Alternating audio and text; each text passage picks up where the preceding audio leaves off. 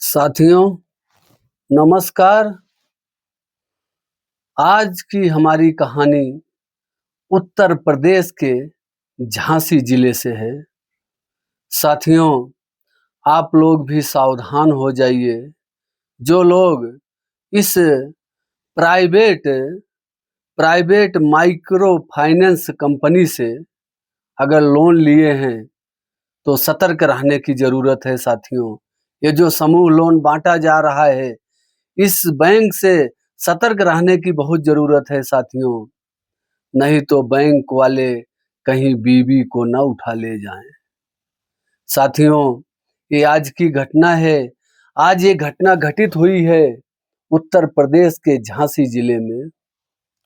साथियों ये मामला है ग्राम बमरोली के आजाद नगर मोहल्ले में स्थित प्राइवेट माइक्रो फाइनेंस बैंक। और पीड़ित जो हैं वो बवई रोड पुंछ निवासी हैं। वहीं के जो महिला का नाम है जिसको ये बैंक वाले उठा ले गए, इसका नाम है पूजा वर्मा। इनका नाम पूजा वर्मा बताया जा रहा है। इनको बैंक में लगभग 12 बजे दोपहर से 4 बजे तक बैठाया गया, बंधक बनाया गया। इनके पति हैं रविंद्र कुमार, पूजा वर्मा पत्नी रविंद्र कुमार। ये बताते हैं कि इन्होंने 40,000 रुपया उस बैंक से लोन लिया और लोन की लगभग 11 किस्त इन्होंने जमा कर दी। लेकिन जो किस्त वहां जमा हुई है, जो वहां रिकॉर्ड पे चढ़ा है, 8 ही किस्त चढ़ा हुआ है। और 3 किस्त इनका जो है, वो जो बैंक के एजेंट होते हैं जिसका नाम कौशल और धर्मेंद्र बताया जा रहा है।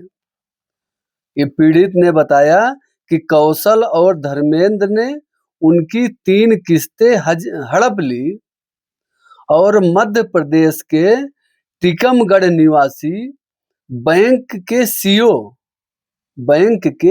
सीओ संजय यादव सोमवार के दिन उनके घर पहुंचते हैं और धमकी भरे अंदाज में कहते हैं कि किस्त का पैसा जमा कर दो और नहीं तो पत्नी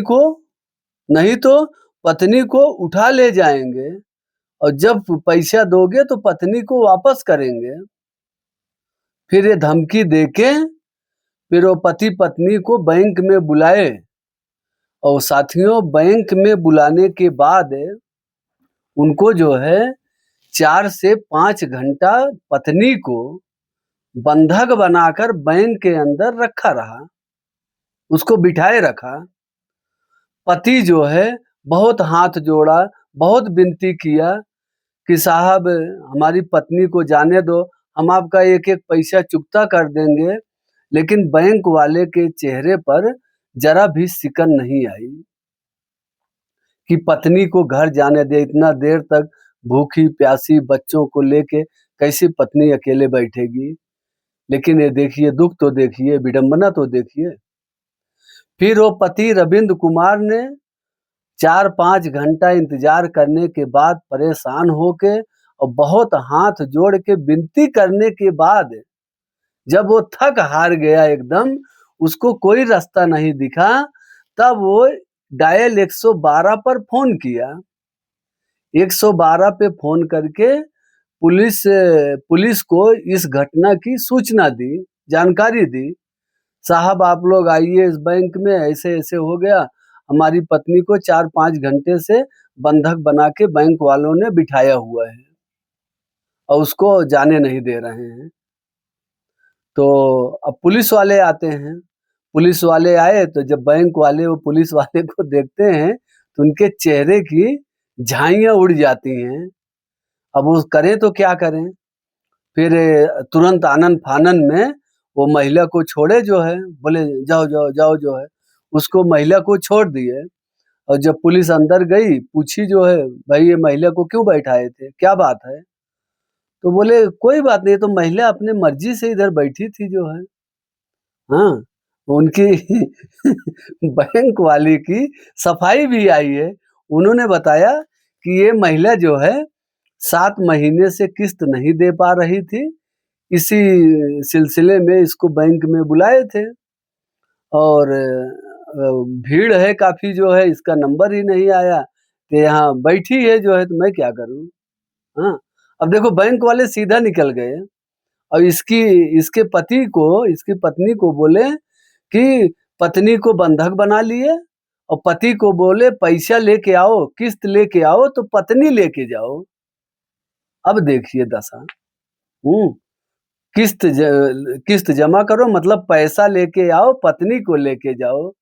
जैसे अपने यहाँ हिंदुओं में देखो, जब शादी-ब्याह होता है, तो एक जूता चोराई का रस्म होता है। हाँ, जूता चोराई का रस्म होता है, तो उसमें भी ऐसे ही होता है, पैसा दो, जूते लो। हाँ, वही कहानी हमको याद आ गई। ये तो मैं जोड़ रहा हूँ, वो कहानी में मीडिया वाले में नहीं बताया, तो वही कहानी हमको याद आ रही है। उसके पति को बोला गया कि पहले पैसा दो, बाद में पत्नी लो। मतलब पैसा लाओ, पत्नी ले जाओ, बीवी ले जाओ।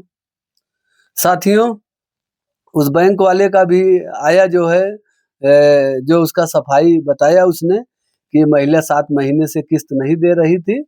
इसी सिलसिले में इसको बुलाया गया था और वो अपने मर्जी से बैंक में बैठी थी। और फिर उसके बाद महिला भी बताई बताई नहीं, ऐसा नहीं, ये लोग हमको ज़बरदस्ती बैठाए। बोले पहले पैसा लाओ, बाद में जो है तुम जाना जो है। पहले पैसा, बाद में तुम जाना।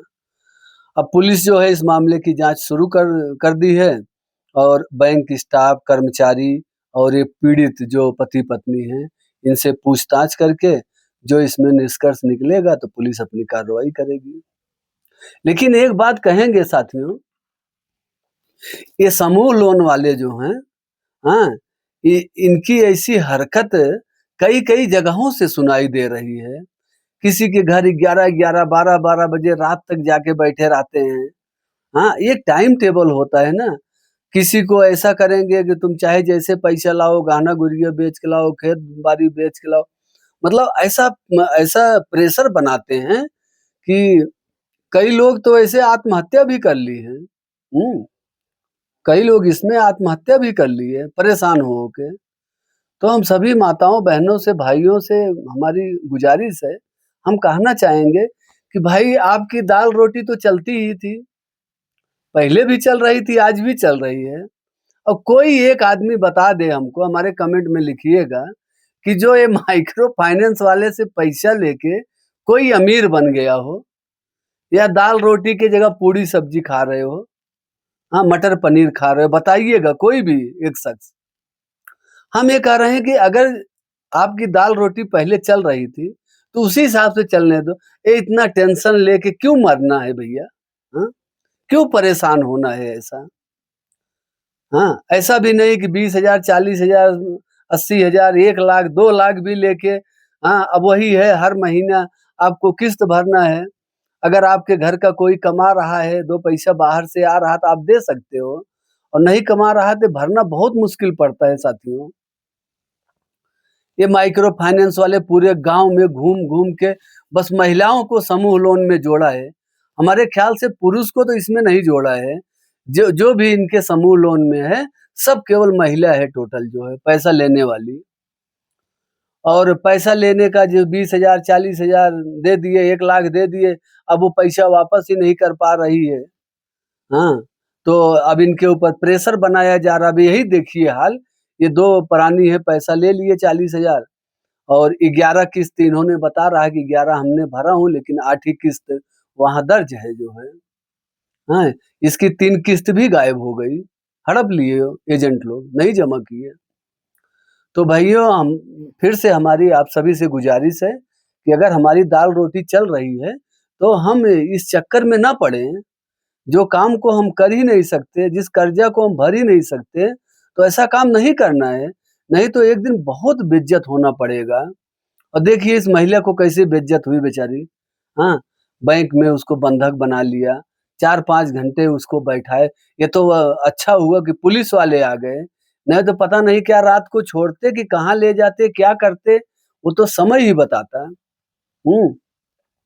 और कोई बात हो जाती, कोई घटना हो जाती, तो माइक्रो फाइनेंस वाले अपना हाथ खींच लेते, बोलते हमको क्या पता, वो महिला आई थी, हम लोग बैंक बंद किए चले गए जो है, वो महिला कहाँ गई कहाँ नहीं गई हमसे क्या मतलब है। और जैसे अभी इन्होंने सफाई दे दिया, तो भाइयों कम खाओ, अच्छा खाओ और बहुत ज़्यादा टेंशन लेके जो है मत चलो जो है। थोड़े समय में अमीर बन जाए, नहीं हो सकता है। थोड़ा-थोड़ा कमाते रहेंगे, इकट्ठा करते रहेंगे, भगवान का आशीर्वाद मिलेगा तो एक दिन ज़रूर अमीर बनेंगे और ऐसा कर्म करेंगे तब। ऐसा नहीं, भगवान तो आपको थाली में भर के नोटों की गड्डियाँ तो दे रखी है। अब जब आप कर्म करोगे तभी उस गड्डी को पाओगे। इसके लिए पहले आपको सबसे पहले आपको बढ़िया कर्म करना पड़ेगा। बढ़िया कर्म से मतलब है अच्छा काम करो, मेहनत का काम करो। 24 घंटे का एक दिन होता है, कम से कम 8 से 10-12 घंटा मेहनत करो जो है, और मेहनत ऐसा करो कि भविष्य में वो मेहनत आपकी रंग लाए।